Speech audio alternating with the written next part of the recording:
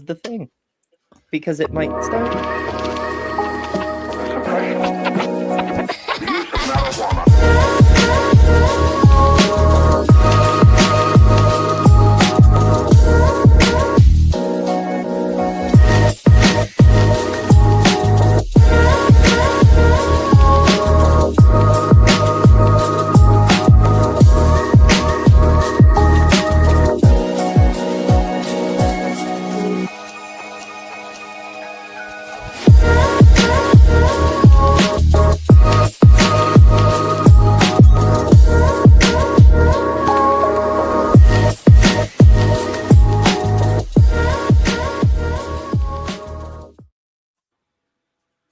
Happy Monday, everyone. It's the last show of 2025, and we couldn't be happier to see a more worthy year fucking go.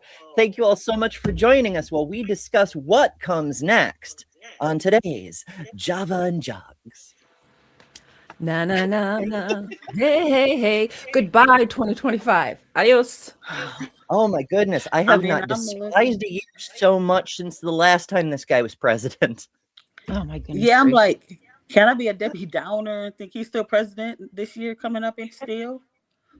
Well, we're hoping he's going to accidentally pass away. I'm sorry, Debbie Downer, me.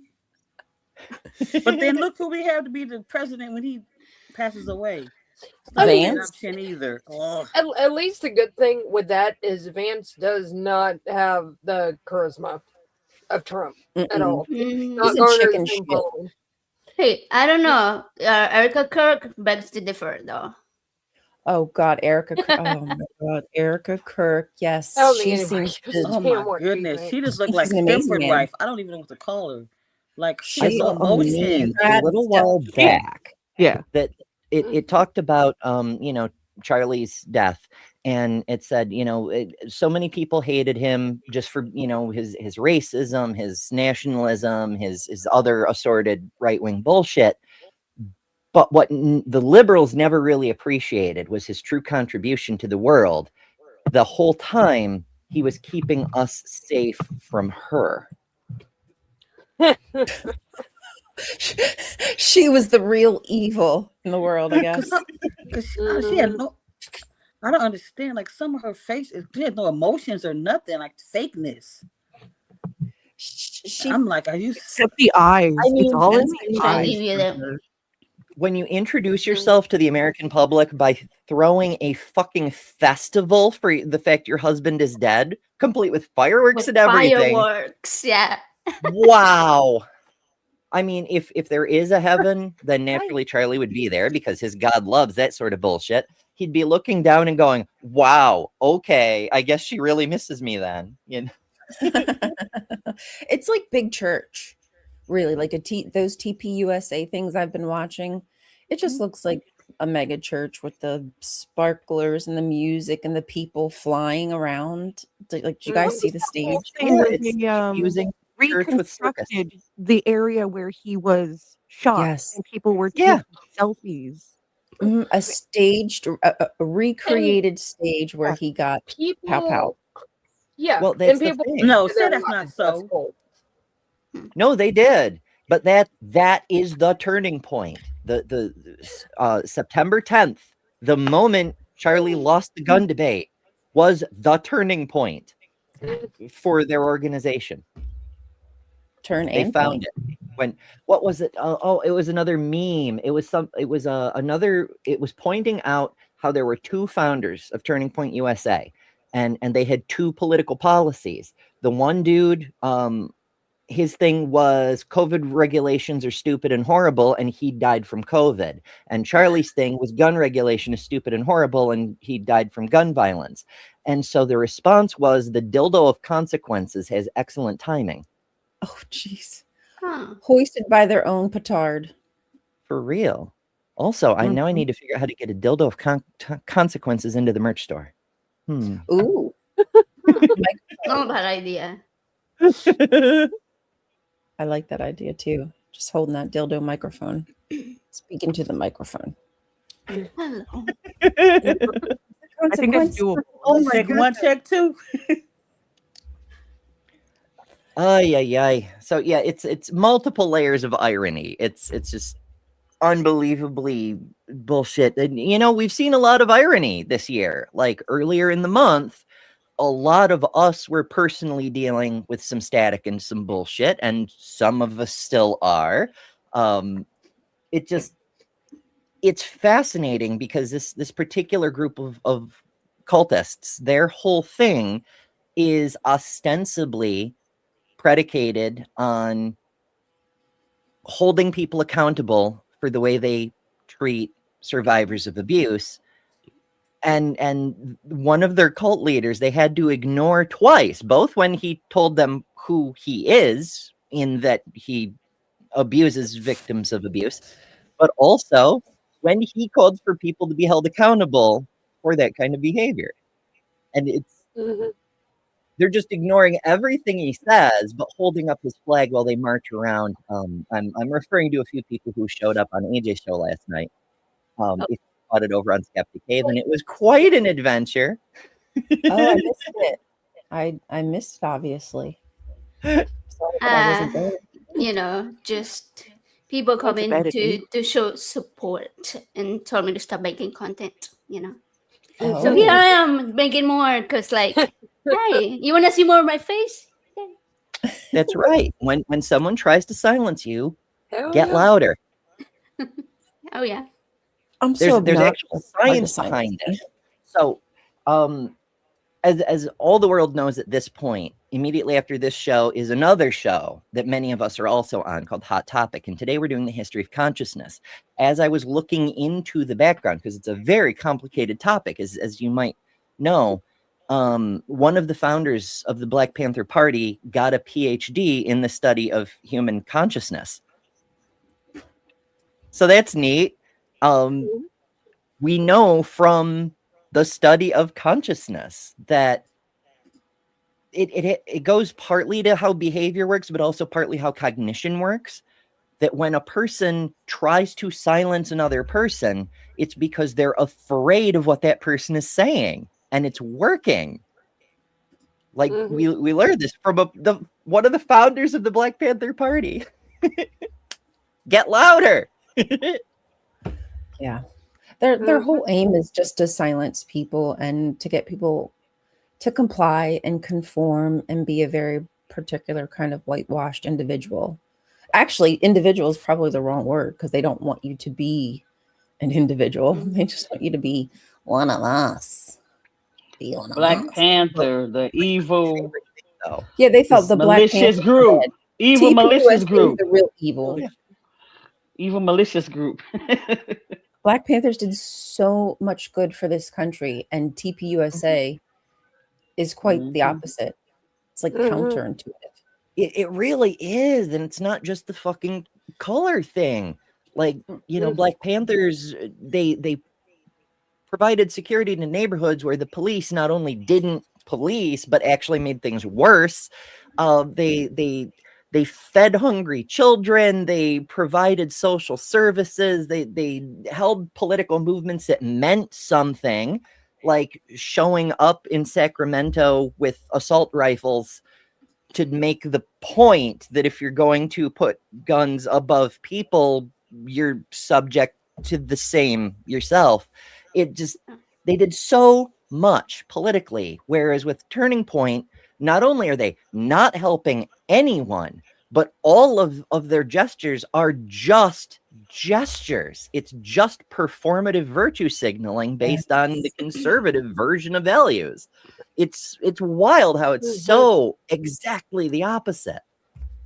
It's so toxic, and it is actually just virtue signaling. It's very empty platitudes. They mean nothing by it. It's just a lot of word salad, because at the end of the day, they mean nothing of it. They don't mean this peace and love and understanding. That is not their message at all.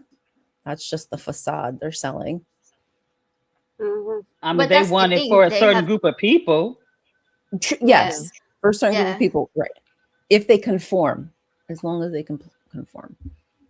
Conform and sell, like you say, they're trying to sell something, right? They're trying to make the grift to make the money. That's how they're doing it. So and Erica Kirk is doing an amazing job at it, considering she just lost her husband to something super tragic. You know, it's not just a normal kind of, oh, somebody got sick and passed away, or you knew it was coming. It's super tragic the way that he died. And she's just been out on the town.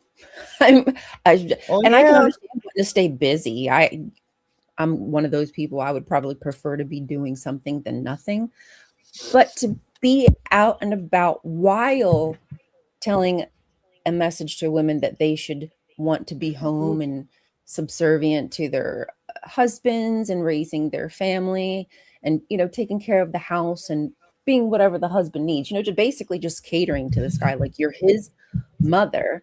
And yet you own a business now. You're the CEO of TP USA, Toilet Paper USA, and living this very luxurious lifestyle, not at home raising kids. Hey, I see TP. You're not wrong, Dr. Kip.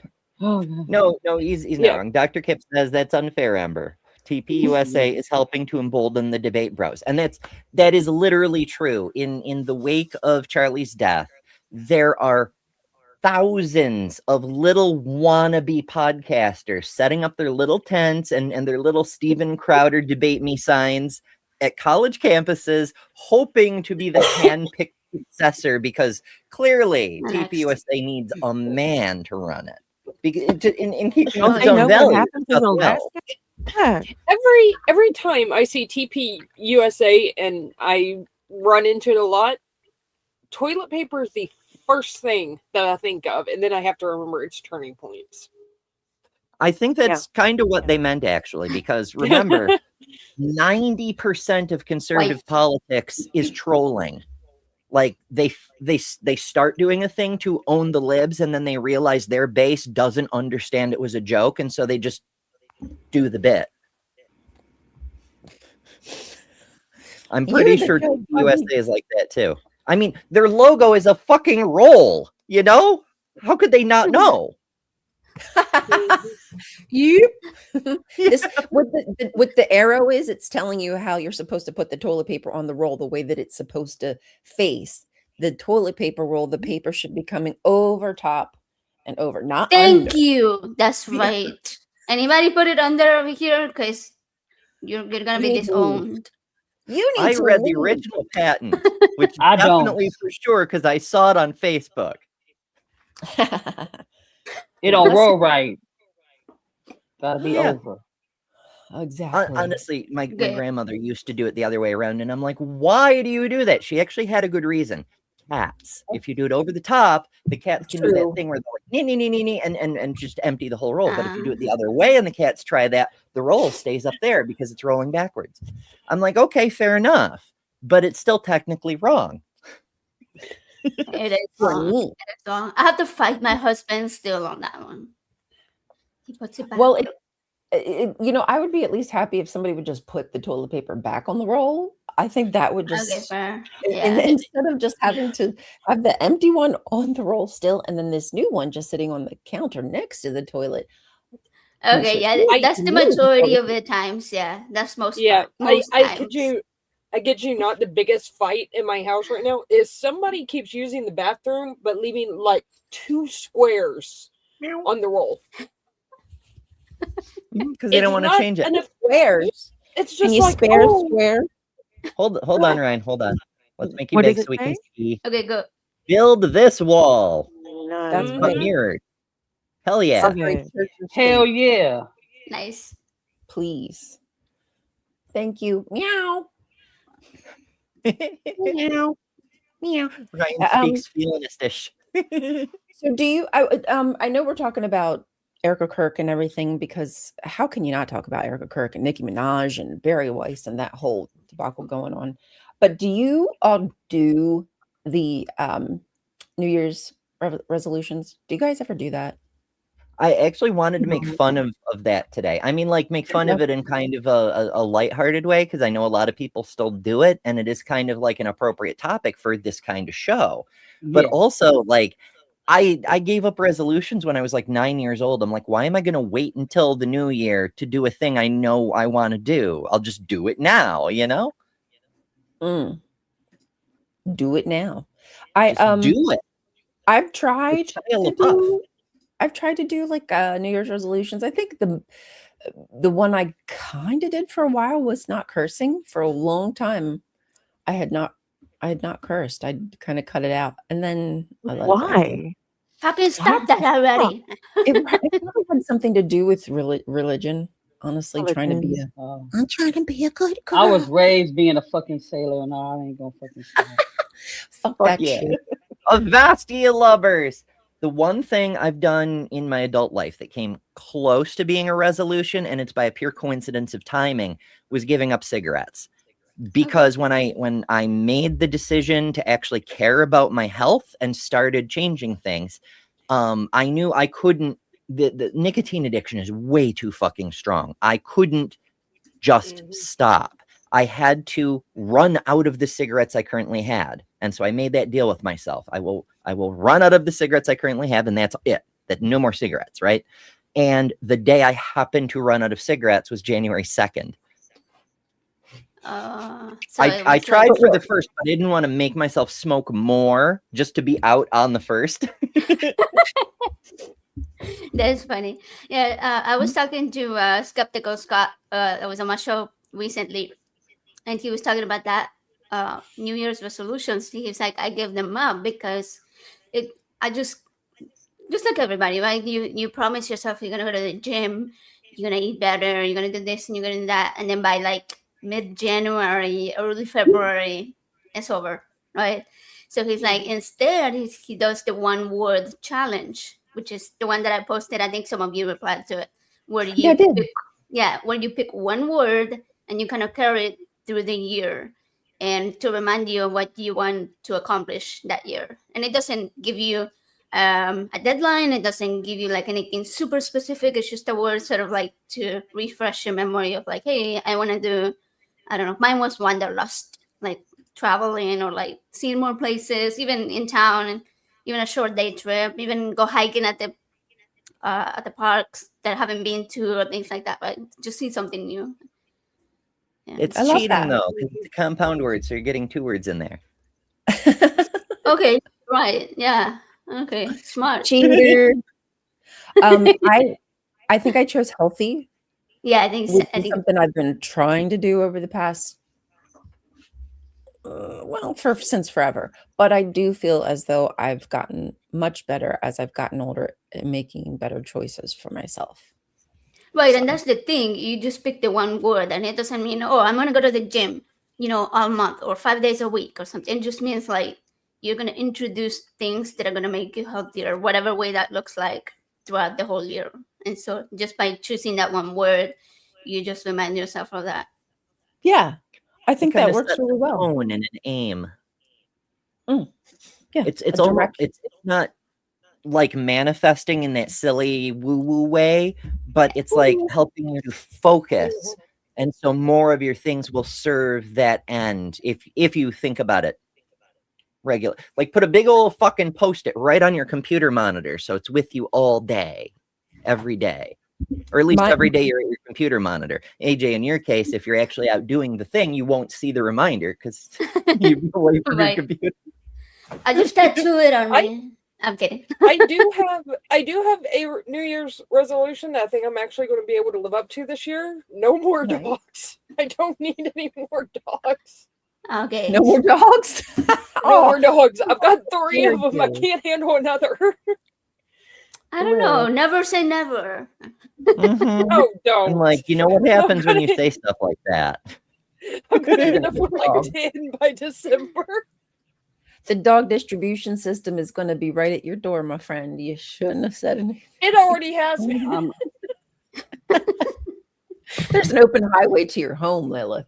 I mean, look at it. If it's not the dogs, it's the cats. One of the distribution systems is going to find you. It's going to find you. Oh, hello there. Oh, so cute. It's dog-shaped Dr. Kip. Dog-shaped Dr. Kip. Not to be confused with human-shaped Dr. Kip. And on that note, I have a thing. Give me a second to pull it up because I actually planned it for the next show, Hot Topic, which follows this show at 11 a.m. Eastern. I'm just babbling while I pull up the things. And there it is. Okay. So some countries celebrate a book flood this time of year. This is the script I prepared for Hot Topic, so bear with me. Some countries celebrate a book flood this time of year. And in the spirit of scholarship, I'm pleased to say, friend of the community, Dr. Kip Davis, has finally released his new book, God's Propaganda, as an audiobook. You can now get it in any format you like. I'm not sponsored by either Kip or any particular audiobook platform, although I could be. I'm just a proponent of supporting creators doing good work and spreading the word about that work when it makes sense to do so. Like now, because books came up. I love traditional books, make no mistake. The weight, the feel, the smell of the paper, but audio is a lot more accessible for a lot of folks like me. So now that the audio edition is out, I thought I'd live up to my ideals and spread the word where it might do some good. So, you know, get a copy, whatever, you know, do the thing. I need a copy. Do the thing. Look, copies. Do it. It's a nice one. Do that thing. Peer pressure. We will judge you. Do it. It's a new year. You could learn some Bible lore. Yes, we are going to. It's probably one of the best books ever in the last few years, easily. It's really readable. Like, it's really readable for a topic you think would be really dense. He does a great job with it. Yeah, there's a lot to cover. I imagine that must be hard because even when I try to write like a little script, I'm like, oh, I'll just make a little 5-minute video. Let me just write something up real quick. And then fucking 10 pages later, I'm like, this isn't 5 minutes. What am I going to cut out of here that's still going to make it make I understand that must be when you have so much to say, when you have so much to say, but you got too much into too small a space. Yeah, so much. But yeah, I have that problem too. Happens all the time. Yeah, I mean, scripts I've written that were just going to be 1-minute script, and then I've never done them because I was tired that I put so much into it, and it's not exactly what I want it to be. So it's just sitting there now. Great waste of time. I mean, everything you do is practice for the next fireworks. So even yes, I love the effect, but everything, even things that you don't actually publish, it's still practice for the next thing, right? You're going to be better at it the next time. And sometimes you'll use bits of those notes in future projects. See, thank you, Ember. Putting a positive spin on unfinished work. That's right. Making me feel better about incomplete projects that I have, which are many. Lots oh my of goodness. I know. I understand. I don't want to grow up with that. I have too many. Yeah, I'm a person where like it doesn't count unless I get to put the check mark done next to it. Then none of the effort counted. And I deal with that all the fucking time. That's one of the reasons I can't seem to ever stop working. But and I know I get hung up on things. Like I'll be watching a video that's like 35 minutes long. And I noticed at like the 25-minute mark, they've told the entire story and now they're just repeating themselves. And it's at the 30-minute mark and I have to go do other things, but I'll still finish the last 5 minutes of the video because I want it to be finished, you know? And I hate that. I am the same way. Yeah. But I have so many lists and then another list. And I keep them over like different documents and on paper and on, and it gets so overwhelming. So I can suggest 2 resolutions for the new year for people who are dealing with that kind of shit. The first is done is better than perfect, but not done. If you can finish the damn thing and get it out the door, published into the world, even if it's imperfect, that is better than endlessly tinkering with it until it's fucking perfect, because it never will be perfect ever. So just done, get it out, right? Complete rather than perfection. Focus on that. The second thing is you don't actually have to finish everything like we were just discussing. Unfinished projects can still be worth doing they can still contribute to a better future. And sometimes, like, I can't tell you how many great books I've read where the author mentions in the afterword that they started it 20 years ago, lost the thread for it, lost the mode, whatever the case may be. It sat in a desk drawer for 20 years, and then one day, light bulb, and it became the best fucking novel ever, you know? Right. Yeah. Sometimes you do need to put things down and walk away and then come back to it. As long as you just remember you got to come back to it. That's the Well, problem. it's the thing. Like, don't try to force something that's I mean, yeah, in capitalism we have to force things, but like when it's something, a creative project, something that's under your exclusive control, don't be afraid to set it aside if you don't have the zest for it. If the passion isn't there, it'll show in your, it'll come off like AI slop if you don't care about it. If you're just trying to produce it just to produce it, it's much better to let it sit until that light bulb shows up on its own. Even if you die of old age before that happens, for the projects that it does happen, they will be much better projects for that. Yeah. Yeah. I think sometimes fresh eyes makes things easier to see like where you were going wrong or what you missed. Because it's almost like it's not yours anymore. Like, you know, you wrote all that, you understand all the information, but you've been so far removed that it's like, oh, okay, you're reading something somebody else wrote, and it's easier to not criticize, but to give, see the holes. Exactly. Yeah, there's a few authors. So there's different levels of authors, right? And how good they are versus how strict they adhere to certain methods. It isn't a one-to-one thing. Stephen King, for example, does almost none of this, but there's a method where you like write the thing, you write a certain amount every day, write and you write and you write until you've finished the story. And then you take the manuscript and you put it in a box for 3 to 6 months and you don't even look at it. And then after you've let that time pass so that the what you wrote gets fuzzy in the edges of your memory, then you can get it out and start editing, because now you can see what is actually extra bullshit that doesn't contribute to your story, or where you thought you explained something clearly but actually didn't, you know? So the editing is much more effective if you give it some time. That's a good idea. I like that. Well, I have a bunch of video ideas that I wrote months ago, so I guess now's a good time to go back and reread them and be like, okay, is this bullshit or what?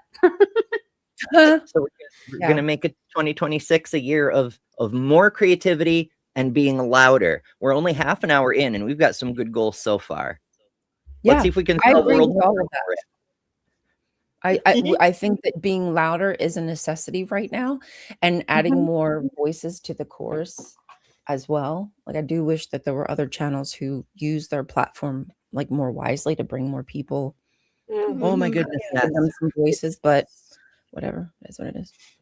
I'm okay. So I've been seeing there are some groups within the skeptical community who have been increasingly insular in recent years, which is to say, even though they once talked about the importance of bringing new faces in, at least so people in their audience can be aware of them, even if it's like a one-time thing, but also maybe getting new people into the rotation to keep things fresh and whatever.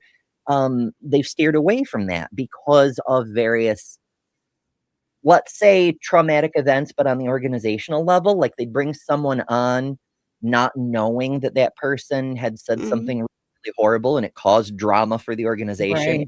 Didn't do their basic background checking, for example. Yeah.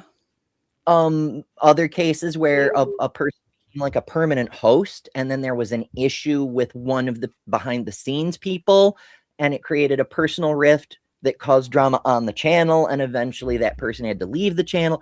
Like, various things like this have made channels that are all about broadening the community suddenly become, nope, it's just us and only us, and no one, pay no attention to anyone else ever anywhere. You know, we're the only skeptics.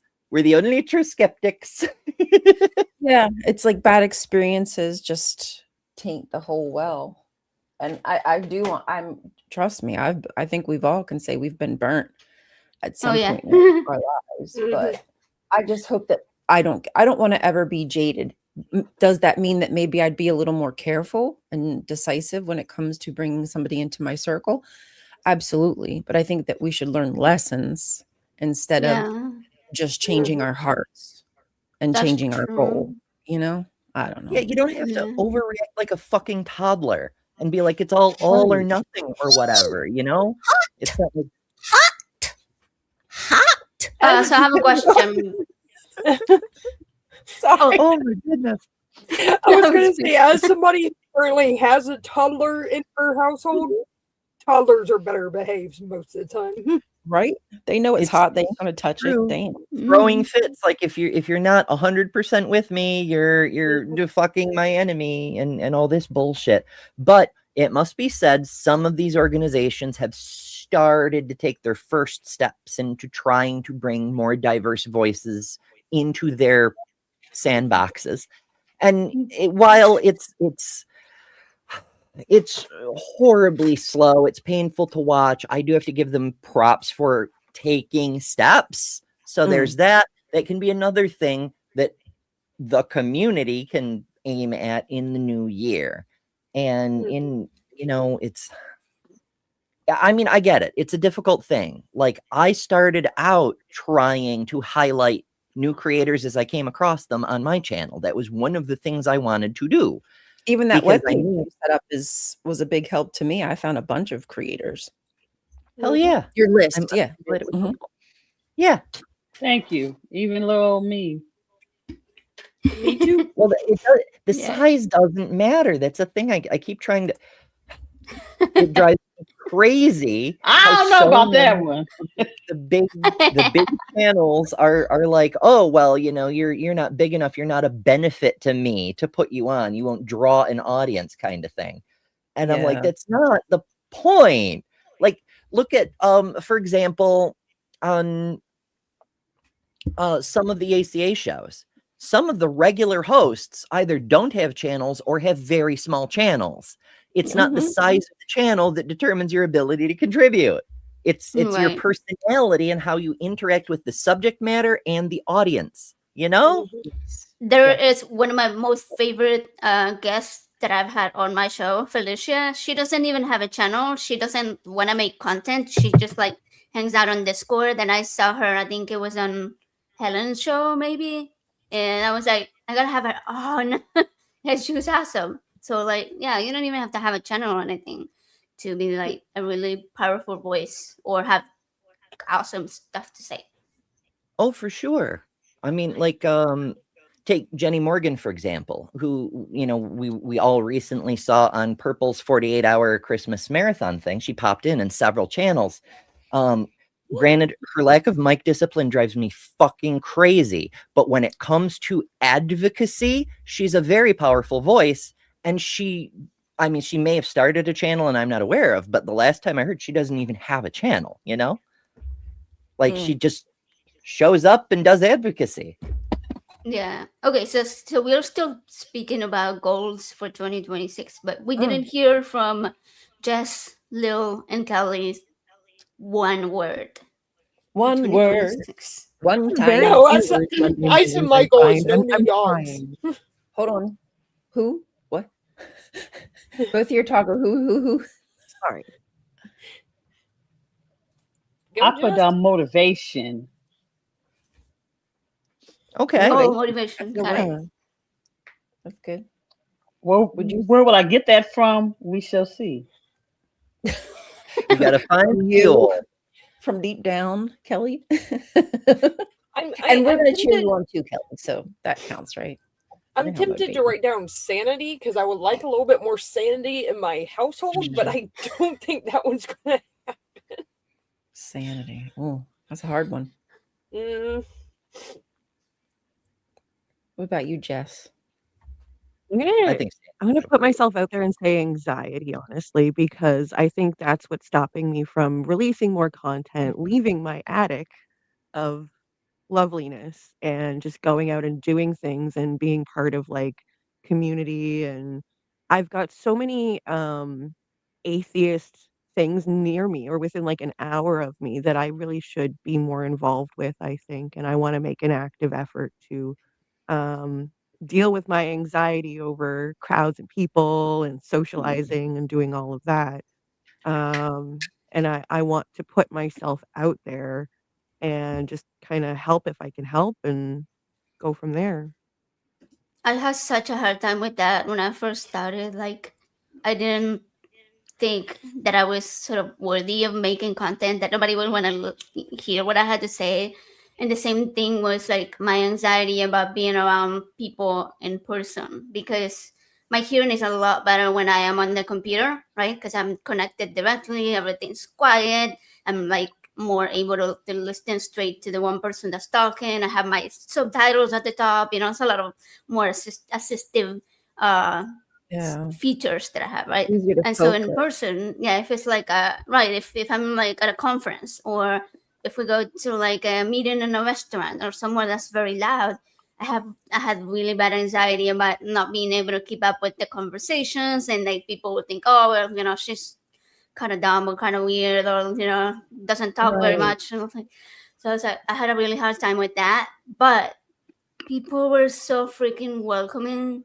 And if I had a hard time hearing, people would repeat it, or like, oh hey, let's go to like a more quiet spot, or like doing things that could actually help me communicate with them, rather than being like some people in my own family who, when I ask, hey, can you repeat that, they're like, oh, never mind. Kind of like, I think that was one of the biggest things for me, like people telling me, oh, never mind, like my hearing what they had to say wasn't really worthy for them to repeat it. And so that was sort of my fear with other people, thinking that, oh, they're not gonna care enough to help me connect with them. But that hasn't been the case at all. Now, now I'm gonna Yeah, say I get coming that a lot with my from own family. I would Yeah. say this coming from my own thing. A lot of times, if people repeat stuff many times, I think that if they're not caring what I'm having to say, not really thinking about you may have a hearing problem or something like that. Mhm. So that's my personal problem within me, Yeah. and I know that's not right. I have anxiety really bad. That's how I believe, and I'm up here with you, lovely ladies. Mhm. Like I have, But you fight it, and I I love went. that, Kelly. I'm glad that you're fighting it. That I even though used you to suffer with it, that it makes you nervous, and you're feeling maybe people are looking at you when no one cares. No one's looking at. I mean, they are, but you know what I mean. No one's judging you. We're all here to support each other. But your mind tells you something differently. But you're fighting it, Yeah. and I love that because I think we Yeah, all probably have some of that as well. yeah. Like look, when Mhm. I went to a get together yesterday. I knew two people. I do not speak to people I do not know. If somebody doesn't come up to me and speak to me first, I'm not gonna speak. If you walking down the street, people says, "Hey, how you doing?" I'll respond back.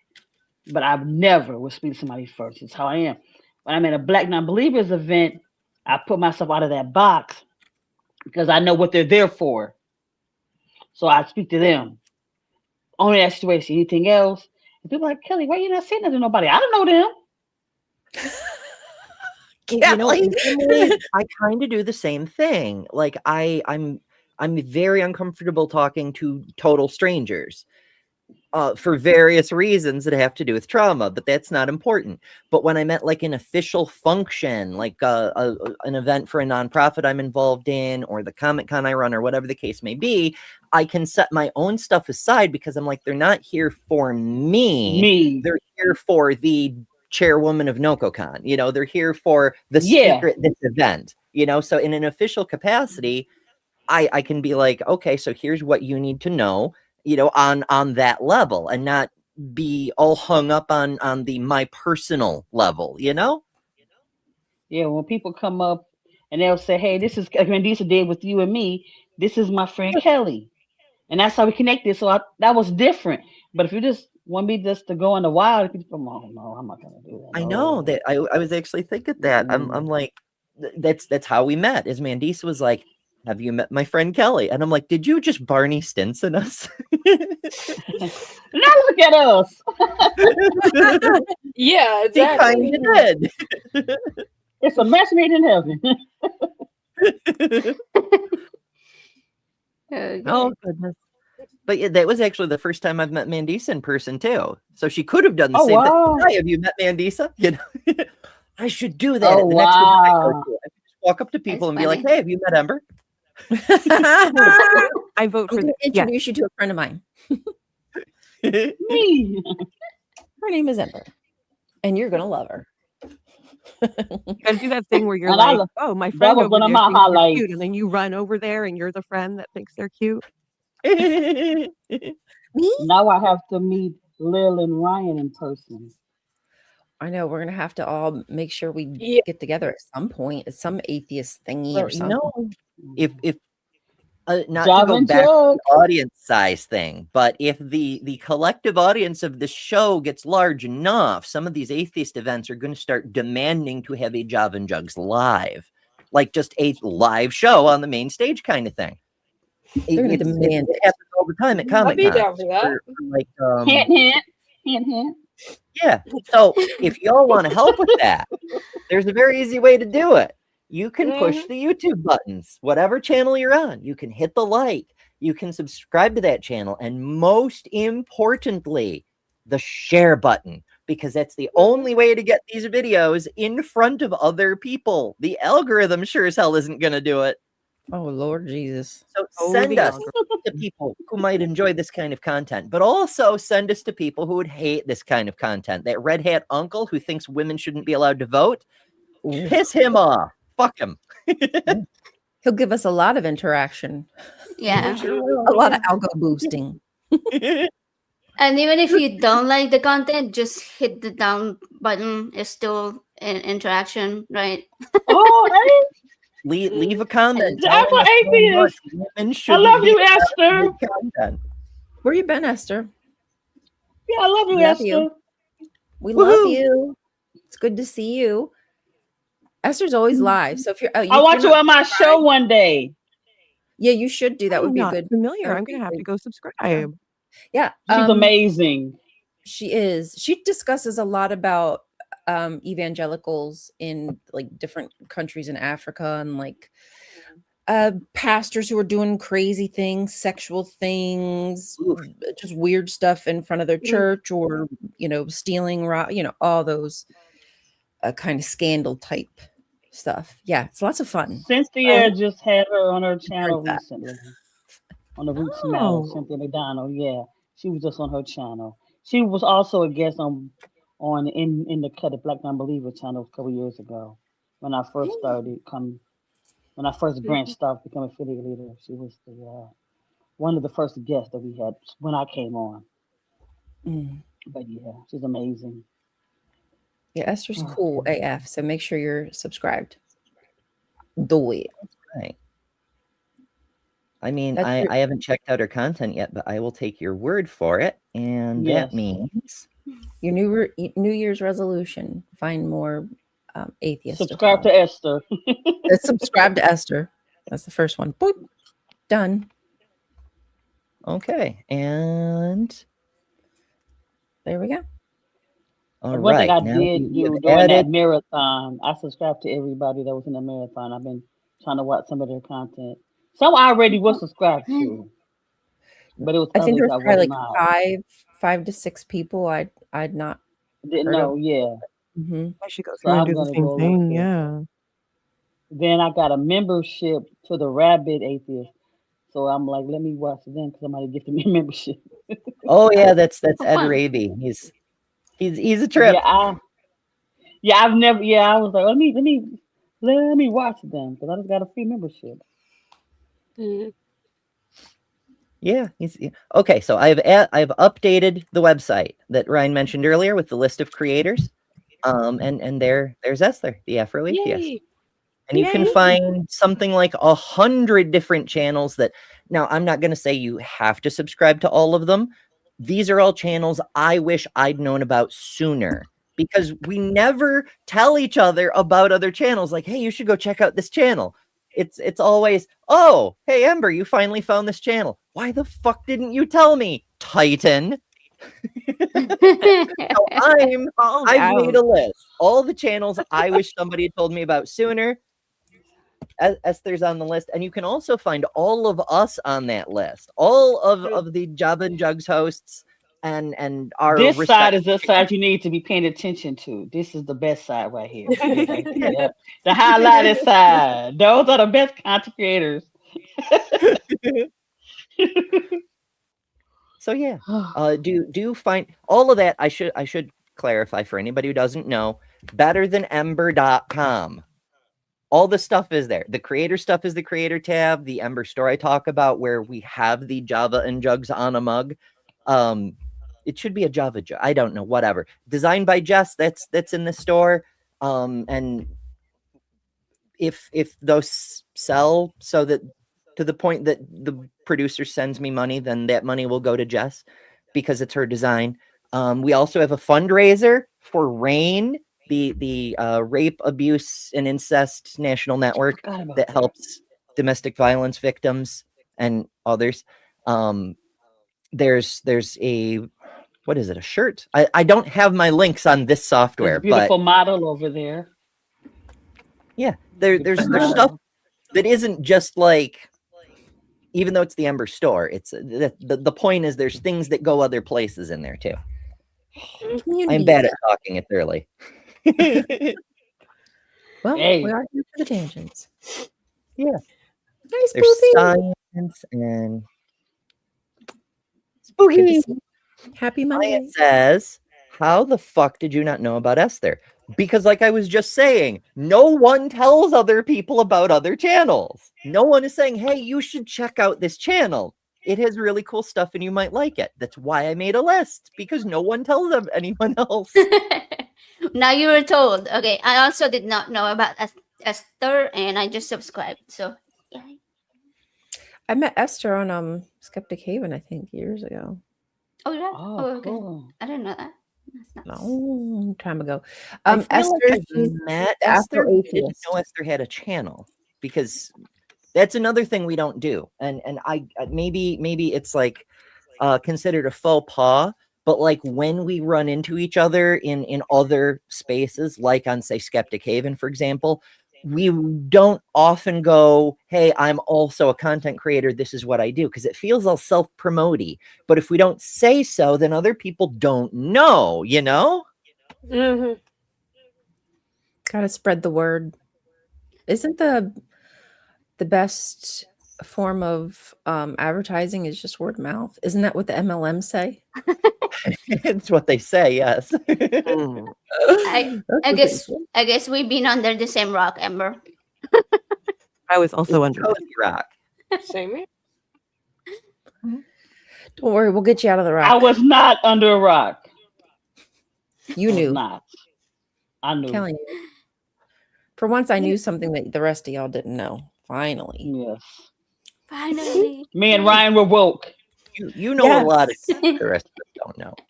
We were very woke, you guys. We were woke before woke was woke. even awake. If you know what I mean. For instance, the first time I ran across you, I believe, was also on Skeptic Haven. You were doing random shows, various shows, not random, but like various shows over there at the time. Yeah, various. You would mention pickle, but when you mentioned pickles, it like in the context, it came off as a double entendre, and I thought you meant something else. Oh, Yeah. well. That song, you're like, I want to play with my pickles. It was Right. the dog, but it's still like, wait a second. And I like something. speaking of playing with one's pickles, see what we did need there? a- See what we did? Do we need a little break? Do we need... Smoothness of this segue. Let's play with our pickles.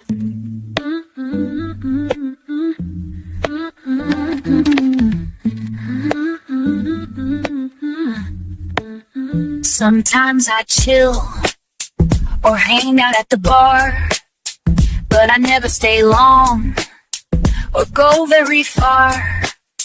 You could say I am lame or that I am fickle, but I'd rather be at home playing with my pickle.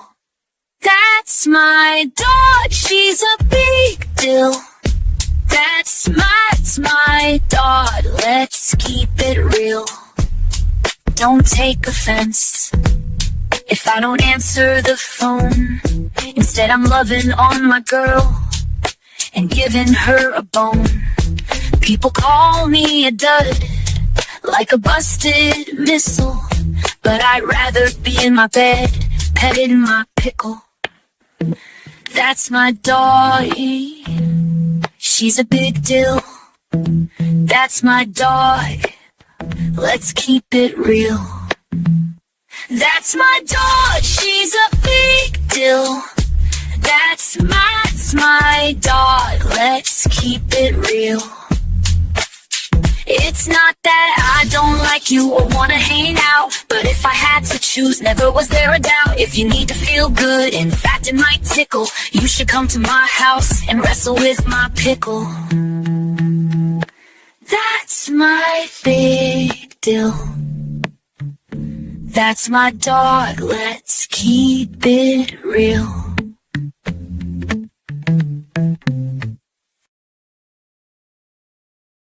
All right. Give it up for What the about dogs. more music videos in 2026?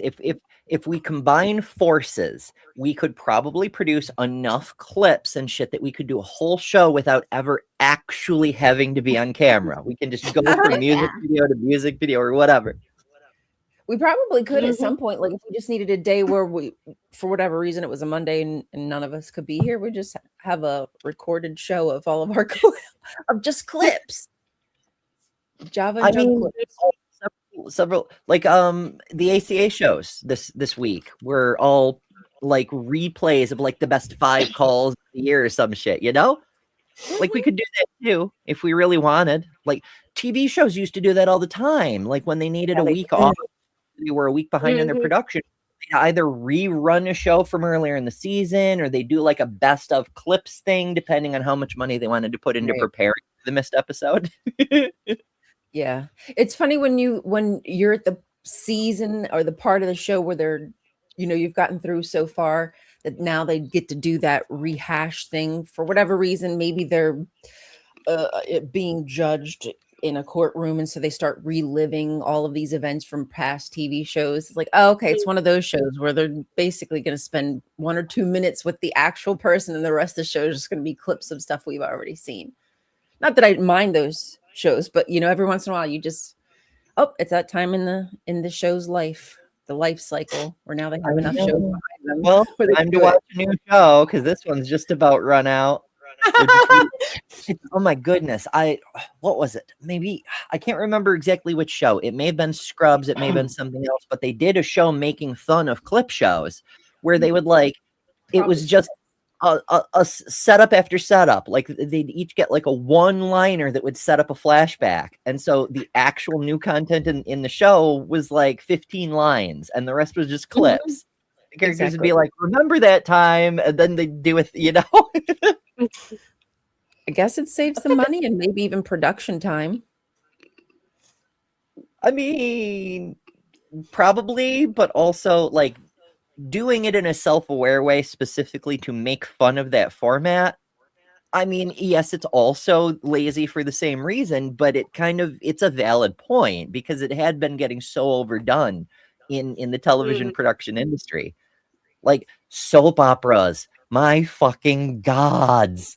There's some episodes of some of the longer running ones where there'd be a dramatic reveal and a character would walk in with a stylish goatee and there's a flashback showing where the same character without the goatee mysteriously fell out of an airplane or something, and everyone presumed he was dead 2 years ago, but now we find out he survived the fall. Like you know, are those soap operas? Yeah. Yep. I mean, it's so. I used to watch them. Which one did I watch? Maybe Santa Barbara, but only because there was nothing on TV at that time when I came home. Those were the days where you had only a few channels, and so those were the days of our lives. Those were the days of our lives. I'm gonna talk about Santa Barbara when Eve got raped. That probably was one of the most deepest episodes of all the soap operas. Y'all remember that? Yeah, I didn't. Yeah, that was really but that was really touched. Man, they went through a lot of. I think she actually won an award for her acting for that scene and everything. Then you found the police officer that helped her was the one that actually did it. Oh man, that was. Are they But still it was on? one People still watching? I don't think Santa so. Barbara left. There's some. Young the rest is still there. They ain't going nowhere. Oh my goodness, Victor young. Newman ain't going nowhere. Wow. Oh goodness. Remember, I like, mean, how weird is it that the drama TV shows have to make the social points? Like, on this very special episode of Roseanne, the family will discuss themes of domestic violence. Like, I appreciate them, like, bringing awareness to things that affect them personally at random in a scattershot kind of way, but actually bringing attention to them. Where the fuck is Dateline in 2020 and the news organizations that are supposed to be telling us, hey, maybe we need to do something about rape culture because more people are being raped than ever. Yeah. Well, I because guess we wait have for people more like Barry people to Weiss. get because they can relate to watching a sitcom that they love, going through that in the real scenario type of situation, to just watching some man sit in front of a camera talking about it. Yeah. Like you see yourself in that person on the screen who's experiencing it. Like, yeah, I've been Yeah, through. I'm a single mother with children. I can Mhm. understand what it feels like. Hello, Dylan. Good to see you. Hello, Dylan. Never Hello. seen you, but Happy welcome. Monday. Happy almost end of 2025. And back in the day, I used to make movie posters just for fun and practice with Photoshop. And I came up with a poster for the what was it, the 2016 inauguration? Obama became president in 2008, won again in 2012. So 2016 is when Trump took office the first, 2017. So right, 2016, late 2016, I made a movie poster with Trump and Giuliani and Mike Pence and all the fucking assholes. And in the background, I had, like, in red and kind of faded out like the ghost of Darth Sidious, a gorilla. And I titled it Harambe's Revenge. Yeah. This time the subhuman primates will smash everything or something like that. It just and sadly, I thought it was a joke. But yeah, Harambe's Revenge. It all went wrong with Harambe. That's where we skewed into the Biff Tannen found the Betts book timeline. Fucking hell. McFly. I want a different timeline. Is that possible? Yeah. Okay. I have another question. Oh yeah. Business is really, really trying very hard over there on the side chat. Trying to convert out of us sinners and give us salvation and all that fun stuff. Yes. Thank you, business. I have accepted Jesus into my heart now. Oh, business. Oh, didn't pass the tax rebate. What if we made the church secular women? And then we would all be tax exempt, right? I mean, I've heard Jesus likes to be inside things, but I'm not sure hearts is his first choice. I don't know. He's not that kind of guy. The last time I heard, he was busy getting nailed by a bunch of Roman soldiers. Okay, so he likes things inside him, not got it. Gotcha. No judgment here. No judgment. Yeah. No. We're big fans of all flavors of the rainbow. He walked around with 12 men. At the end, he got nailed by more. Like, yeah, if it's consensual and safe, you good to go. Yeah, I don't care what you do. I mean, also, it's worth noting that preference notwithstanding, Jesus may not have had the equipment because, he did he did not have a Y chromosome. So yeah, so he was trans man Jesus. Trans man Jesus. Right. That's why he was all about love. He was a fucking hippie. He's like, guys, why can't we just have peace and love for everybody? love everyone, literally. And also table flipping for the fucking capitalists, which honestly also valid. Yeah, he got a little perturbed when he saw people in the temple defiling it. So he went and, what you normally do. You just go into churches and you just start throwing shit around. Isn't that what you do when you are frustrated with the church? Exactly. Okay. So as many of you know, I've told the story before. Wells Fargo, the bank, stole my house along with a bunch of other houses. They did a kind of equity theft fraud thing that it was before the 2008 bubble bullshit. That was a later thing. They just doubled people's payments over and over and over until it forced them out of their houses, and they got held accountable for it by the state of New York. They paid the largest fine a corporation had ever been fined in all of history for very, very illegal mortgage practices. Not that it got me my house back. So when people say to me, what would Jesus do? I think of him flipping the money lenders' tables in the temple, and I'm like, that Jesus I can definitely empathize with. Because we got to put the me in empathy, right, AJ? Heck yeah. Heck yeah.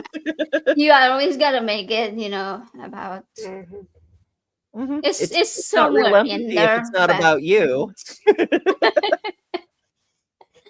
We're making fun of one of AJ's callers on a show last night. Oh god, yeah, that was pretty terrible. That was pretty terrible. Like there was a crazy caller.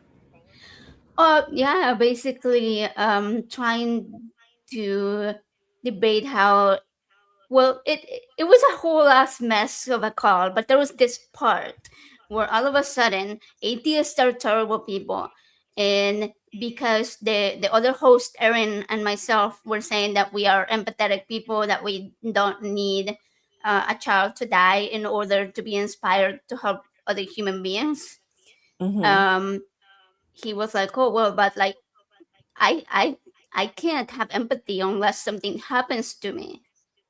And he was like, I only have empathy for homeless people because I was homeless once. Right. It's the Republican view. We only care about it when it affects me, And wow, that's crazy as hell. The worst part was that we were talking about my co-host having lost her nephew to childhood cancer. And this guy was like, well, this was God's way of inspiring his parents to find a cure for childhood cancer. And we were like, no, we don't need our child to die to be able to help people, find a cure. I was like, I donate time or money or whatever I have, whatever resources I have to childhood cancer organizations, not because I had a child die from cancer, but because I don't want that to happen in the first place, right? Like okay, there was a it's time actually somewhat worse than that, because Erin kept saying my nephew, and the caller kept saying no, it was my auntie. I didn't say net. He was so not listening to anything anyone was saying. He assumed everything was about his story. I know, it was so bad. Specifically say my nephew, and he'd be like, no, I never said anything about my nephew. It was my auntie. Like, fucking hell. And even after the call finished, they finally wrapped up with him because he was not listening to anything. He goes off in the side chat about, I don't know why they kept saying auntie. It was my nephew. Or no, other way around. Whatever. Yeah. Dude, you're still not listening to anything ever. But AJ wasn't the only one to do a show last night. Lil, you had a birthday yesterday? Do I have that right? Whoa. Do you plan on doing one next year? Hopefully, yes. Hopefully I'm still kicking. So hopefully I'll be here. Better be. I'm looking forward to it. So you did a couple of things. You did a birthday stream on your own channel, which is Lil of All Trades for anyone who isn't subscribed yet. And I am now shaming for not subscribing, because you absolutely should be subscribed to all of us. Just throwing that out there. But you also did a guest spot on one of the objectively best shows on the entire internet, Bad Science Sunday. You were the guest of honor. Yeah. It was so much fun. My dog Kip, not human-shaped Dr. Kip, dog-shaped Dr. Kip, was quite opinionated. So she had some things to say. Oh, no I doubt. think And you know, when the dog-shaped doctors have opinions, you need to pay the fuck attention. Yes. They are Right. very, very I slow. I feel special because I replaced somebody else in the outro. I won't say the name who I replaced, but I Oh, just it was got a awesome. Oh yeah. replacement. I saw I that. replaced It was somebody. me. Ellie replaced me. Yeah. I saw it and giggled. Yeah, I was just like, Definitely not. yes. You would have replaced me. That's how it would have worked. But yeah, I replaced somebody There's else Maya with the in the link video. for anybody who isn't subbed to It Lil. was Lil of all trades, not hard. And if you can't find it for whatever reason, it's on the damn list. So just go to the website, right there. Bloop. Lil of it all was trades. honestly, even though it wasn't intended like this, it was honestly like the best birthday present. I have been looking forward to it for months, which I don't remember the last time I was seriously looking forward to my birthday. Literally last year, I did absolutely nothing. Didn't even go out to dinner or lunch or anything. I just didn't do anything. So it was really cool to actually do something this year for it. Yay. Now Good for I'm you. now waiting for my next time. I want to be like AJ and be on there like I 20 know times now. being okay. So watching Bad Science Sunday is fun, but being on Bad Science Sunday is like a fucking present. It's Mhm. such a good time. It's amazing. And And honestly, everyone should do it at least once. the hilarious thing about it is Maya asked me a couple months ago to do it, and she recommended the 28th. I was like, oh, that's my birthday. And she's like, we can reschedule. I'm like, no, don't reschedule. It's perfect. The So birthday it was present, great. yeah. I had a lot of fun. And I've got Dr. Kip right there. Hello, That puppy. This is where she usually is. She's curled up and sleeping, but reminds me, we were discussing before we went live. I think it was before we went live, how Chris, who's Daily Atheist Morning Show, which is one of the channels we're on right now for anybody who's watching any of the other channels. Chris does the Daily Atheist Morning Show Tuesday through Friday, because we have completely stolen Mondays at this point. And he used to have a puppy cam where he had a special camera set aside so you could watch the puppies and whatnot while he was live. He hasn't used it in several months, so we've been saying that Chris needs to surrender the puppy cam to Lil so that Lil can show the puppies. If you're not going to use it. I want to do. I actually do want to do a puppy cam because, like, I've got a big bench because they like jumping up here with me. So I've got a space that they can jump up here, and they're always right here. So yeah, a puppy cam is necessary. So we'll just pipe you through in the morning, your puppy cam. You'll just have to make sure you never Nope. step in front of it naked or anything like that, Lil. Or, yeah, you know, if you want to, I've heard YouTube allows that sort of thing now. So whatever. Oh, is it really allowing? Well, if it's accidental, they won't censor your channel for it if it's a mistake. Oops. Okay, well that's good because hey, mistakes happen. Just saying. I realized I realized a couple of days ago on a live stream that one of the it was an illustration, but I think it had boobies in it, and I'm just like, oh, I hope that doesn't get censored or demonetized or anything. But Gio's not monetized yet, but I don't want it to affect anything. But I'm not sure it's going to be a big deal, but still, I was just like, oh, that's not good. I like to use hate to art. do this, but I'm gonna have to drop, guys. The windstorm is at a yellow and might be moving to a red, so I got to get out of the attic. Oh, All right. Hope it's okay. Yeah. I know how that is. well, Yeah, thank you for and joining. All And right. we don't lose power. But See you're the gonna be trees my going like neighbor. this. You're gonna be my neighbor soon. We're right. We're gonna reach out and touch each other over the river. Over the river, Kelly. Yay. We're gonna be like, All I right. can reach you now. Bye, Thank guys. you for joining, Jess. Bye. Sorry about the weather, but definitely be safe because we want you with us in 2026 also. We love you. Stay healthy and don't die. And we love Bye. you. Love you guys too. Love you. Also, since we were Try not taking to over- die is my perpetual. It's not even a New Year's resolution. It's just what I try to do. So far, I've been mostly successful at it. Mostly. Sometimes I miss a bit, but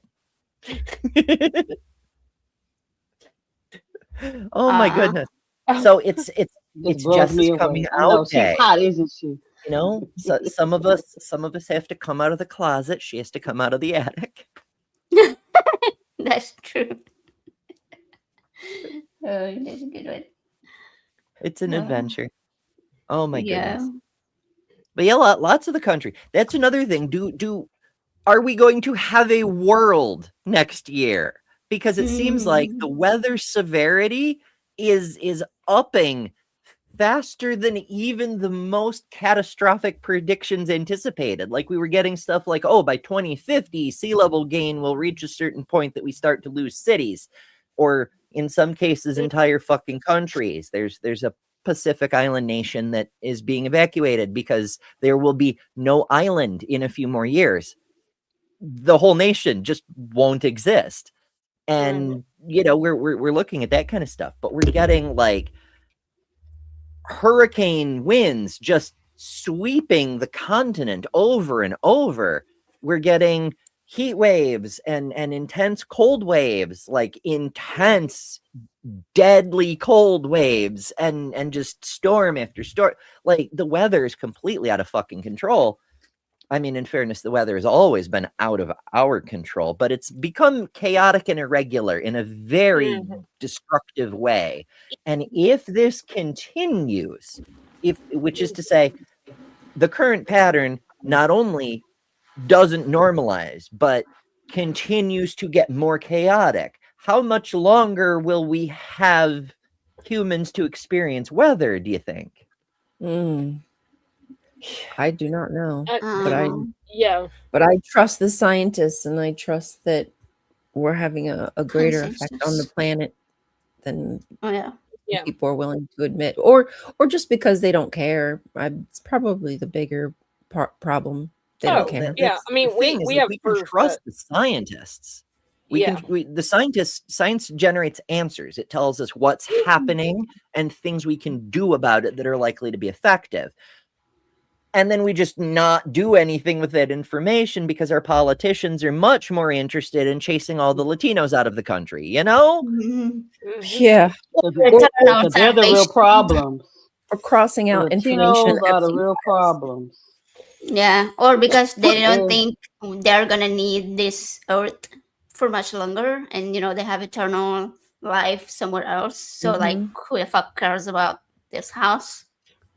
Yep. The earth belongs to Satan, and they're going to have a perfect, everlasting, spiritual, I don't know, otherworldly, dimensional kind of, however they want to explain it. So this earth is just something for them to use. They're not stewards of the planet. It's more toddler logic. It's that bullshit little kid elementary school playground thing where they're like, just you wait till my daddy gets here, then you'll be in real trouble. My big god daddy, my invisible daddy in the sky. My sky daddy. Yeah, like even my family. Do you know who my daddy is? It's like I'm even my family. Even my family, who tends to be like fairly conservative and didn't buy the climate was changing, they've even noticed how drastically the weather has changed here, even in the last 15 years. Like 15 years ago, we had 2 white Christmases in a row. This past week, it was like 80 degrees on Christmas. I was walking around in a tank top and shorts, and it's been like that the last several Christmases. Like it's bad. Even though, yes, I know weather in one day is not climate change, but they've noticed year over year it's gotten warmer and warmer. Our storms have gotten more violent. We're having tornado warnings all year round now on a regular basis. Like we usually get at least one massive storm that produces a tornado a month. It's ridiculous. Tornadoes aren't real. It's just Okay, one yeah. My roof. I've had to Not a replace my fan, roof 3 times and my fence twice because of it. When I was little, we had one tornado here in New York, and people were like, "It's so remarkable because we don't get tornadoes." In fact, there were meteorologists on TV saying, "No, it's a microburst. It's not a tornado because definitionally we don't get tornadoes." And people are like, "What the dictionary says doesn't change the fact that there was a spinning funnel cloud eating people's houses. It's a tornado, you know." Yeah. I mean, you don't really This get year we got 5 of them. earthquakes in Midwest, but I've know of 2 Yeah. that we've got. They were large ones, but we still got them. 2 So earthquakes. anybody who knows me knows I'm a little bit of a weather and geology nerd. When I lived in Indiana, just a little. He's Whenever I going lived in storm Indiana, chasing. I'm gonna watch a YouTube video. I would love to. No kidding. When I lived in Indiana, I was coming down here for like a visit for my family and stuff, and I was driving. We stopped at somewhere in Illinois to eat. And the second we sit down, I get an alert on my phone that there was an earthquake in Bloomington that I could have felt at my house if I was there. Only one that's ever happened to me. About a week later, when we left, we stopped at the same place to get to eat, which is just kind of like mine and my son's tradition that we always did. I get a tornado warning on my phone from my parents' house in Texas. I was just like, why am I missing all this? At least if it's going to be there, let me experience it. They convinced me I'm good. I did a I'm similar the thing in person. California. I'm the person that's going to be in the middle of the street, like filming the thing until it's like right on top of me. I want to see I saw Twisters. I want to do storm chasing. Although the one time I actually did get close to a storm, it was raining so hard you couldn't see it until it was like 100 meters away. Oh my! And then you just crap your pants. It's like, oh shit, I'm dead. Yeah. I remember having to go in the hallway and sitting, tucked like that. Because you could feel a little shaking. It wasn't that bad. A little shaking. You would just sit there in the hallway with your knees up like this till the storm I passed. remember when I was shaking stopped. Probably about 9. Me and my dad were on the front porch. We were watching this massive storm come in. He runs inside to check the radar, runs outside, scoops me up with one arm, scoops my mom up as he runs through the living room, throws both of us into the hall closet, is like, stay there. And apparently there was a tornado like less than a mile away when that happened. Like, I still remember that crystal clear. Growing up in Tornado Alley, what can you do? Yeah, you gotta that kind of thing. It just Yeah. I actually, when I was little, I was a big nerd as well. I know, shock and surprise. No one saw that coming. Really? So I designed. I got into architecture so I could design my own house, and one of the houses I designed was a hobbit hole. Partly because hobbits, hobbit means comfort, but also because if it's underground, it's basically immune to tornadoes. Because tornadoes they'll like dig up a little channel of dust or something, but they don't go into the ground. So if your entire roof is earth, and I don't mean like moss shingles, but I mean like your house is built into a hill, you're immune to tornadoes effectively. Now, flooding, that may be another issue, but that's why you want to build into a hillside up the hill, right? But anyway, I designed this house specifically to make it tornado proof. And I don't know why we're not doing that in tornado zones, because it's actually considerably cheaper than importing fuck tons of pine and all this other shit. Well, like here, for instance, you can't have stuff underground because the soil underneath, it'll just destroy it in like 10 years because it shifts so much. So there's, I think, one person who has a tornado shelter in our neighborhood. They got it about 10 years ago, and it already needs to be replaced because it's already cracking. But for most tornadoes here, at least, if you live in a well-built house with an interior room, you're probably fine. And if you're not, there's like 1,000 places in like a mile radius to go, and you usually have enough warning to get out of the way if it's a big enough tornado. So, Have you considered like holding a Bible between you and the tornado? no, I should try that next time. I rebuke you. That might work.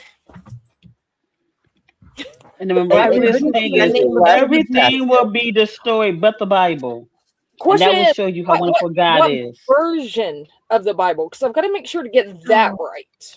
Because Right, we have version. It only counts if you use the right translation of the right a collection of the right denomination's version of things. Maybe I can just build Unless you're getting the Dead Sea Scrolls, it don't matter. That's the only one that's gonna work. We need the great Isaiah scroll to protect us from I the have wrath this. of the Does divine. this work? That's the only thing. This I don't know might if that work, book at least for exists. at least for hair protection. At least that one has scripture that's written in its original language. So Yes, Hey, maybe fair. there's magical properties from that. maybe. He should have put, but did he put on the first page, this is the true word? Is this a true book? I've never seen a holy book that says that, actually. Doesn't the Quran say that? Say what? That it is the one true book? Oh, I don't know. Let me see. I I'm gonna Paul Does said that all read scripture the were law. inspired by God and beneficial. Was it Paul that said? If No, you maybe it wasn't read Paul. All scripture is inspired and beneficial for teaching, reproving, setting things straight. I don't know who said it. Somebody said it, and it's in the Bible somewhere. Okay, Who Google is does Cat say. here? Okay, do have- anyways, Google says We're all the looking face. Quran explicitly presents itself as the ultimate true scripture from God. Sure, but they all do that. Like what's the question is, does it start like the opening line saying this is the only truth kind of thing? Yeah. We probably just need a Quran viewer, but probably in a language we can speak. Pardon. Is there like a Quran version of the Bible Gateway? I don't know. Let's try Quran Probably, Gateway. but There is. Amazing. It doesn't seem to be working very well, but there's a site there. underway. Yeah, I want to. Oh, it's not letting me open the website. Like the Quran itself, it's kind of outdated technologically. It's cock Shock blocking. and surprise. It's cock blocking you. Let's see what else. International Quranic Studies Association, a new tool for studying the Quranic text, and it goes to Quran Gateway. God damn it. Allah, what have you done? Your followers are fucking ridiculous. I mean, Jesus's followers are fucking ridiculous too, but like in a different way. Oh yeah. Is there a Klingon Quran? Should be if there isn't. I'd read it that way. I don't know. If there it's a written market? in Klingon, then we could get Dapper to help us read it. Oh, do they know Mhm. Klingon? Yeah, Dapper learned. What was it for a bet? It was so long ago, but yeah, Dapper learned Klingon. Oh my gosh, that's crazy. he's That's not a fine. I wish I language. could, but if I'm gonna learn a language, it's probably going to be something a little more useful in everyday life. Muslim nerds translate Quran to Klingon. It's from Islamica News in 2014.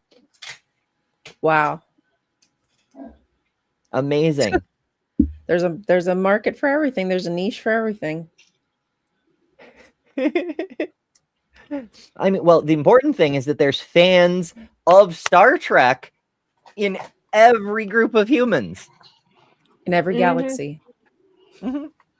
Like that's how universal Star Trek is. That even Muslims love it, Christians love it, secular folk are like, this is the future liberals want.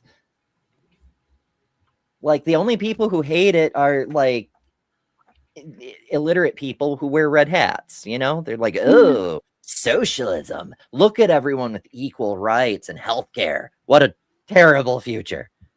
They also apparently don't like Arabic numerals. What? Oh yeah. I said they also apparently don't like Arabic numerals. Mm-hmm. Oh, they never have. They're So terrible. stupid. Terrible. They're Yeah, corrupting the awful. children. Mm-hmm. Yes. How dare they? That's the same level of embarrassment of that blonde girl saying that Puerto Rico isn't one of our States, whatchamacallits. Yeah. You know what I'm saying? Like territories. Yeah, derp. Uh-huh. What's not part of the United States? They speak fucking hell. Not everywhere that speaks English is part of the US. Like there's no logic to that logic, right? Like There is first it. of all, No law half that of says the you United have to States- speak English. But there's no official language. How could there be when so many People. people spoke different languages? Exactly. Like that was the thing. People don't seem to realize that the ethnicity Hispanic exists because half of the United States is just the north half of Mexico. We just stole the north half of Mexico. We beat them in a war and we just conquered half their country. And part of the treaty negotiations for that, and I think it was 1848 off the top of my head. I may be off by a little bit. It might be like 1854, whatever. But basically, Mexico was like, all right, we will surrender this territory to you, but there is a problem that has to be solved. Your constitution says only white men are citizens. Everyone else is property. None of our citizens are white men. What are we going to do? And so they had to create the ethnicity of Hispanic to cover Latino people, because they could be just as white as anyone, or they could be just as dark as anyone, or they could be, native First Nation people, or any mixture thereof, because that's what the population of Mexico has always been, at least since the Spanish showed up. But I digress. So they created the ethnic group Hispanic, and they made it a subset of white, even though a large number of Latino people are not white, strictly speaking, because only white people could be citizens. That way, the citizens that the United States inherited from Mexico would get to be citizens, because not doing that would mean a whole bunch of people are owning all the land and businesses and whatnot in all the cities, and they're not citizens. And you're definitely going to have a civil war if you try to pull that shit, Yeah, It's crazy they're trying to make it a crime that to kind have of stuff. babies. It kind of pisses you off. Sorry, what'd you say, How they Kelly? I give talked Hawaii. over you. I said that's what kind of pisses you off with how America got all the states and stuff like that. A lot of the states, especially Agreed. Hawaii. Hawaii's That's just a something big I naval would. base. It's a naval base. I mean, I know it's not, but I'm saying that's what they're polluting the water there. They're polluting the government. Freaking Oprah Winfrey. Like, why are these big celebrities going and buying people's countries, like islands? Like, how is that okay? I because it was Americans doing it, and no one's going to stop them. And another big problem is that they're buying up all the land that's next to the beaches, that's beautiful, that's more inhabitable, and now people who have been born there, live there generations upon generations, can't even go enjoy the beach. Their It has the inheritance. They can't largest even go number because the of rich folk. homelessness. The largest number of homelessness. Like, sad. It is. It really, really. I would love to go to Hawaii. Actually, we had a free trip. My husband got a free trip from his job, and I asked for us to not go, so we didn't go.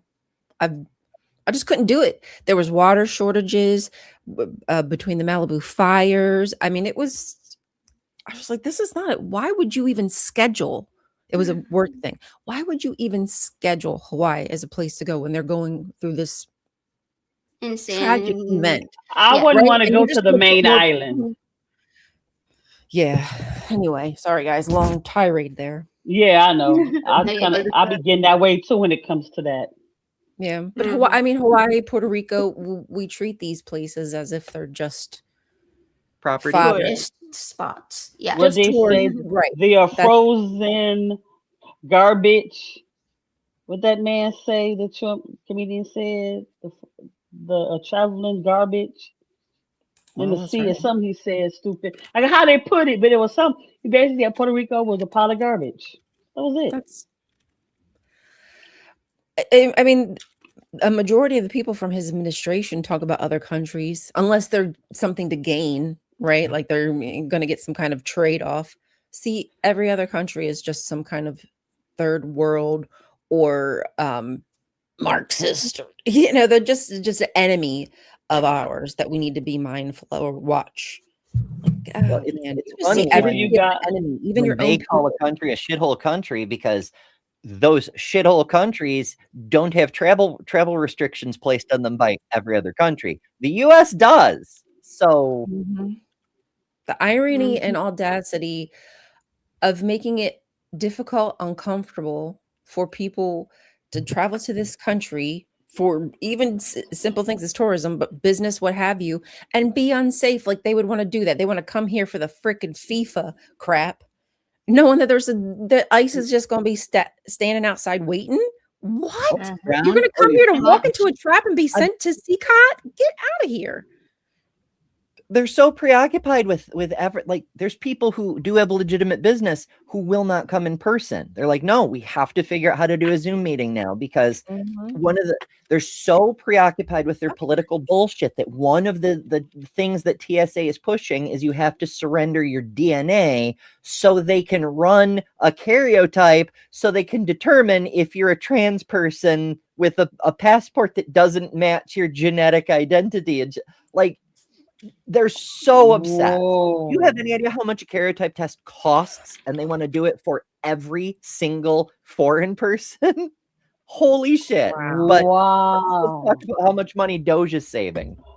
Yeah, how much money Doge is saving my well, they Stuff saved like a lot that of money just on Adobe. They sure did. pisses The Adobe pisses license. me behind Oh the yeah. f off. Oh my goodness. What'd you say, Kelly? Sorry. Stuff like that just pisses me more than what I can say off. Mm-hmm. Understandable. A lot more that I wish I could say. Which is just a string Yeah, of I want to say I want to beep beep beep beep beep beep yeah. beep. Beep, beep. I need the dolphin sound from SpongeBob when they would curse, and it was just like it was the dolphin sound coming out, and they would just keep doing it. That's what I need, just a string I of it. like Emma Thorne uses a duck quack. Oh yeah, I like the whack. I think I've used the Yeah. whack too. Love it. Yeah, so I was talking with go from my mom. I told you guys one of my cousins had passed a couple days ago, wherever I found out this morning.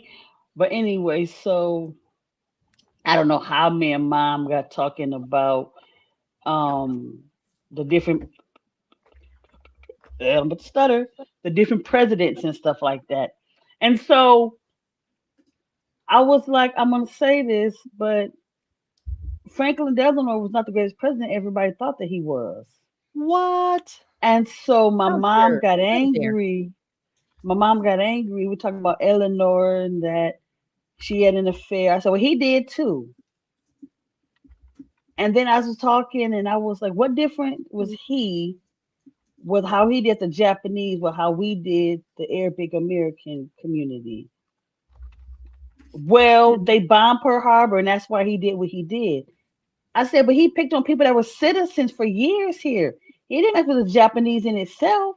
He got the people that were living here, being citizens that want to bother nobody. The same thing what Bush tried to do with the Arabic Americans that was just trying to live their lives. And this stuff never is going to change. They go from one group to another group. Now it's trans people. Targeting. And that's all they do. They go from one minority group to another minority group, picking on one who And they feel separate. is the weaker link, as I'm gonna say. And They they feel the weaker link. divide. They try to divide because groups who are marginalized know that their strength is in numbers, and with realizing that the fight that you're fighting for your own group is likely the same fight that another group is having. And though, I mean, the Israel specifically said that they were going to ramp up Islamophobia in order to get people to dislike people who are Muslim. And I just yesterday or the day before unfollowed at XJW because they just went on some Islamophobic tirade. And I was like, and this is a doctor. I was like, you've got to be kidding me. And I left a comment as much, and somebody said Islamophobia doesn't exist. I was like, oh. Wow. Okay. And there you go. It should, And there you go. you know, They're all bad in a lot people. of cases, people are just xenophobic bigots. But on the political level, it is just distraction. It is just winding people up and pointing them at someone to hate. They read 1984 and they thought it was a guidebook. You know, it's fucking hell. And they're transparent about it too, because we saw that they went directly from hating Black people to hating gay people. It was like the day Ruby Bridges got into school, they started talking about, oh, we need to deal with the gays now. You know, it was like, right. And as soon, like 2015, as soon as the Supreme Court ruled that they couldn't ban gay marriage anymore, like the next day, they were having strategy meetings about how we need to take all the anti-Black and all the anti-gay rhetoric and copy and paste, do a find and replace kind of thing, and make it about trans people. Which is why, if you look, it's the same arguments, it's the same rhetoric. It's seed design creationists of bigotry. You know, it just it's so transparent. But the dumb fuckers who are proudly illiterate and don that red hat, they don't know any better because they're proudly illiterate and ignorant of all of history. And they're okay with it. I don't understand that. Safety, and that's what gets me when it comes to the different minority groups and how we get marginalized and how we don't stick together. It's sad. Like during Black Lives Matter protests, many of them were attacking trans people. Why were you doing that? I don't understand that. Yeah, that's sad. It's like you're not getting it. It's like you're almost there. You're almost there. It's like the bottom line is like, let's stop dehumanizing people.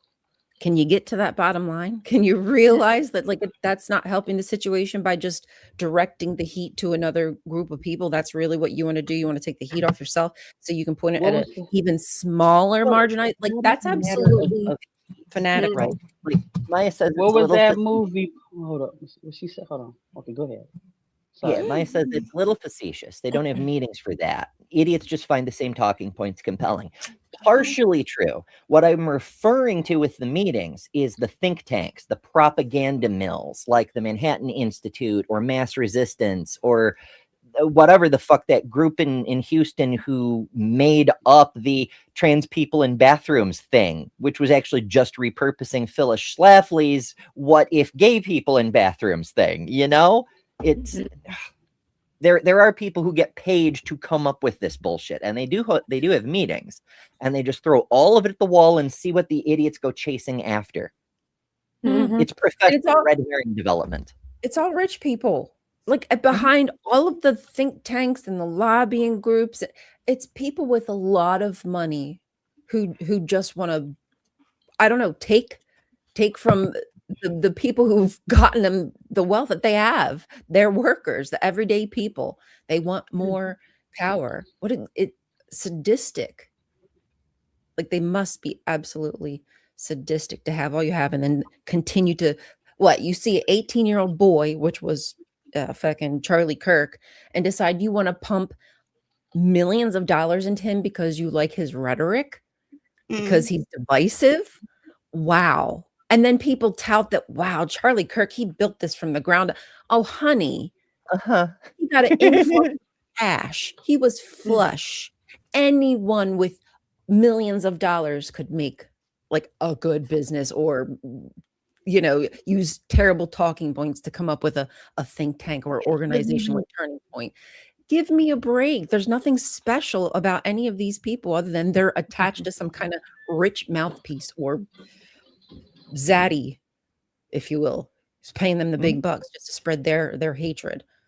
Oh, And it's true for all of them. Like so many people, like Candace Owens, for example, she started out as a lefty, and then she went to like celebrity gossip posting, and then Dennis Prager was like, "Hey, we need a black person who's willing to be contrarian." And she's like, "Oh, millions of dollars? Absolutely, I'm your girl." And she worked for Dennis Prager for a few years before she started working with Charlie Kirk and then the Daily Wire, and just Daily it's Wire, the yep. same thing every time. Like as soon as Candace left Prager's employ to go work at the Daily Wire, they hired Amala Ikpanobi to replace her because they need a black woman willing to Right. say, "We need to suck white daddy's dick or the country will fall apart." And she Yep. gets millions of dollars for it. And you know what I noticed too? I did an Erica Kirk video, and so I was just looking at some of like the TP USA website stuff. And I found it interesting that like on the education pages that there's a lot of black children. Like, you know, it's like they're intentionally, because what I'm saying is the JWs do this same kind of messaging. They'll use black faces in their advertisements, if you will, because that is their key audience.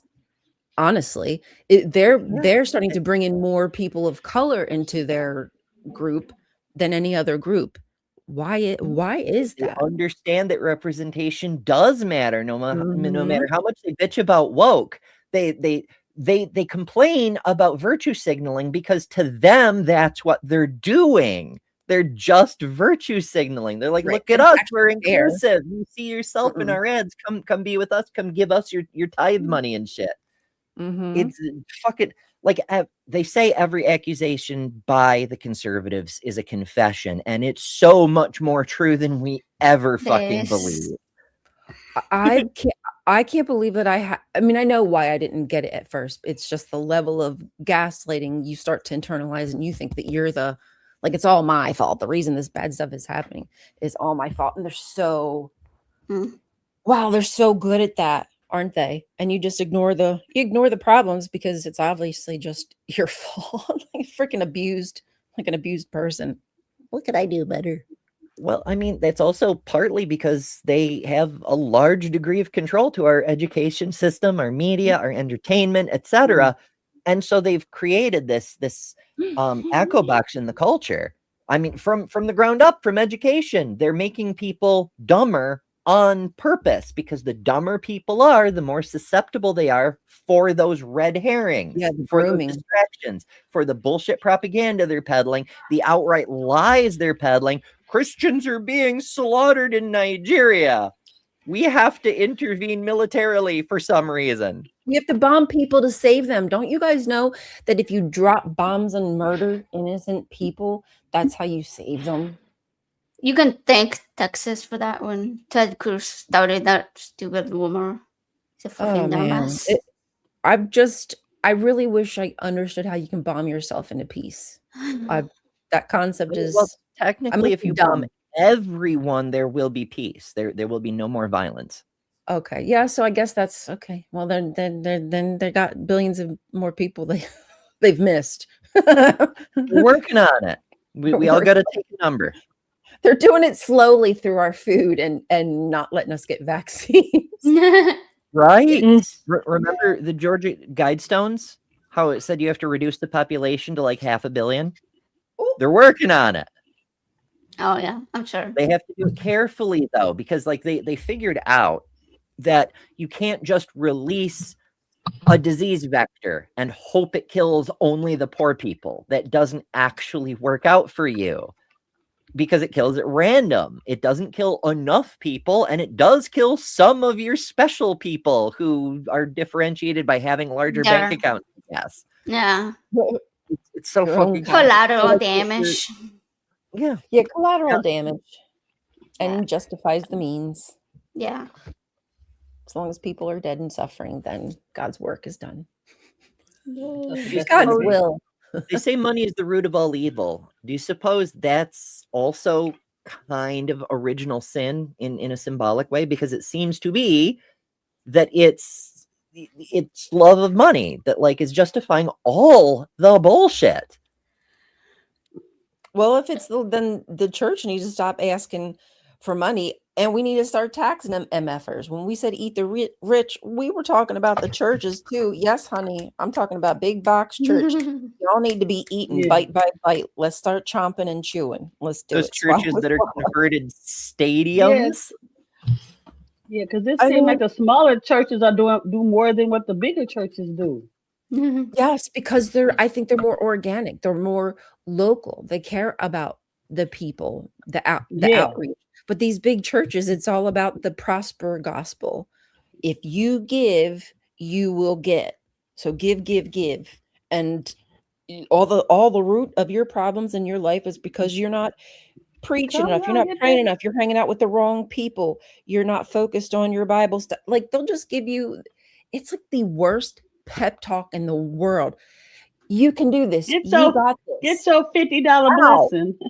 What? Yeah, all blessing. If you do God's will, He's gonna bless you, guaranteed. So And by doing God's will, you got to donate. You got to give to the church all your money. that's right. And I have to scoot soon to prep for the next show, but I Oh, snap, want yes. to I want to leave y'all with a bit of wisdom for the new year is the understanding that you don't have to actually send organizations money to earn your way in the new year. You can do better on your own by yourself, but you don't have to do it by yourself because whatever your disposition in life, there are people waiting for you to be in community with them, including a community like this one for skeptical people who believe in the voices of women and diverse individuals, regardless of sex, gender, ethnicity, all the things, right? If you're a good person, even if you're religious, but you want to learn, you want to be a better person, you're welcome here. However, if you send in love offerings, I can guarantee you will get more of us in the year to come. So with that, I'm gonna That scoot. part. Join me in a few minutes on Better Than Ember if you're not over there already. For today's hot topic, we're doing the history of consciousness because we're doing science and history and philosophy stuff now, and I fucking love it. So I hope you join us there. And otherwise, y'all have yourselves a wonderful fucking new year and try not to die. Yay! Happy Mwah. New Year! Happy New Happy Year! New Year, Amber. Oh, wait. Yay. I am also gonna step out to get ready for Okay. Amber's show because I want to join, but I gotta take my puppies out first. I was figuring you was gonna join. I figured. Yeah. I was like, if nobody else Give joins, it's to gonna Shill. be AJ. Yeah. Give to Shill anything quick, or you just gotta go. Oh, what am I doing? Like shows and stuff. Yeah, if you have Right anything. now, I don't have anything scheduled because I'm working on January's schedule, but I have lots of plans. I know I'm gonna have Sydney Davis on, Oh, my twin. oh, you forgot about me, huh? Oh yeah, you're right. Oh my You god. forgot. Both of us. I feel so hurt now. I know that's because that's like on the second, literally the Yeah. second day of January. So it's melding into my December. Okay. So yes, Kelly and we're gonna, I can't remember which order, but one of us goes first and the other one goes You go second. first. Right. Okay. We're gonna do both of our shows on our channels, but we are gonna be on each other's channel. So you're gonna see our faces probably for like, I don't know, 3 or 4 hours straight. Something like Sorry. that. We'll see how Sorry long. about that. Sorry. Sorry about that. Come on. I apologize. I apologize. You're gonna see me that So much. Yeah, that's gonna sure be fun. I'm excited. Make That's sure gonna you be that's gonna be a good way to like start our year, right? Because it's like literally my first I show wasn't of thinking the year. myself. I ended my year with Lil, and I'll start my year with you. Love it. Oh, I'm That's excited just about how you that. do it. I need to have rain somewhere in the middle. oh, make a sandwich. I know. Ooh. Does anybody else have anything they want to Shill before we go? All right, I'm gonna step out. Okay. Okay. Bye. AJ just said me and her, and then I have Eli Slack coming on the 3rd, and then I'm gonna be on Cynthia McDonald channel, The Ruth Matter, Nice. on the 4th. Tell them the dates right, and then the 6th it will be a Consular Kelly's. The Council of Kellys. So yes, Kelly Detroit Atheist Queen Kelly, Kelly Laughlin, and Godless Granny Kelly. We'll be doing that on my channel. So that's what's going on right now for the first week. There'll be other things Nice. coming up after that. Yeah. Awesome. So you're gonna make get sure y'all sick. So you're gonna get sick and tired of me. Nah, not at all. Make sure y'all are subscribed Never. to Detroit Atheist Queen, por favor. And Lilith, you got anything? Not really, not other than the stuff that I'm usually up. I'll probably be doing a couple live streams off at random times through the week. So we'll see how that goes. Awesome. All right, guys. Make sure you're giving Lil of All Trades a follow as well. Thank you to everyone who joined us today. It was great to see you. Don't forget to join us here tomorrow again at 9 a.m. with myself and Chris on the Daily Atheist Morning Show. I just released a video on Erica Kirk, just kind of my opinion, not a deep dive or anything, but just some of her problematic behavior. So check that out if you will. And on that note, I hope you all have a great day, a great holiday. If we don't see you before the new year, I love you, lovely ladies. Thank you for being here with me today. Love you too. See you guys soon. Bye. Happy